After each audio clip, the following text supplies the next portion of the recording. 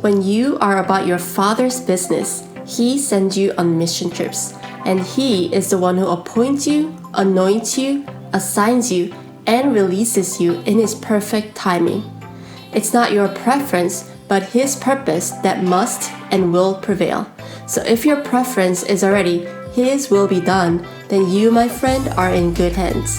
Are you in good hands? But before you move on from one season to the next, you must have completed the assignments and the tests He's given you in this season. And there must be a real and tangible closure in the current season. This means that toxic relationships must be severed, and bad habits and character flaws must be dealt with before you can proceed. What doesn't belong in the next chapter, you've got to let go. Now, when you travel, you don't pack the whole house. You pick and choose what is absolutely necessary, and that is because you only have so much space in your luggage.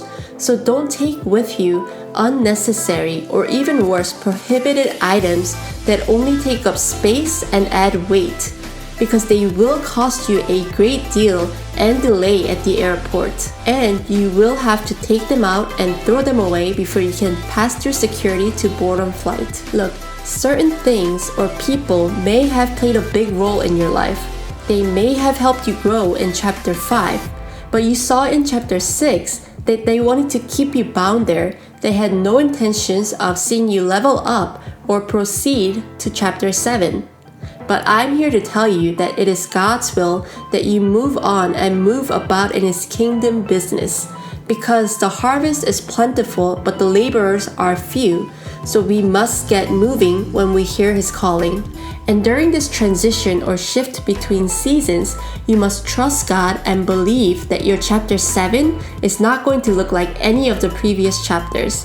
The previous chapters will simply serve as a reminder of what God has taken you through and taken you out of. So leave the behind-the-scenes drama behind the curtain that God closed and be ready to be reintroduced on stage. When God took you through the wilderness, He put you in a dark room for a reason. In the dark room, He shone His light on you and you are utterly exposed. You thought that was the end of it all, but little did you know it was only the very beginning.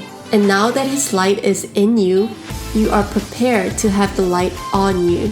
The light that is in you will sustain you for the light that will be on you. You are more ready than you think. So pay close attention to the revelations God is giving you in this season, because disclosure always comes before an introduction. And most importantly, let God be the pilot in your journey. You do what you have to. Pack, go to the airport, pass through security, and get on flight. But after that, sit back and relax and let Him operate the flight.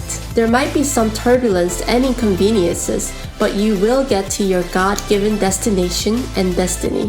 When you're about your Father's business, your life will be on purpose, filled with missions to fulfill, and many rights above the sky. There's an airplane. Get on your flight. Yes,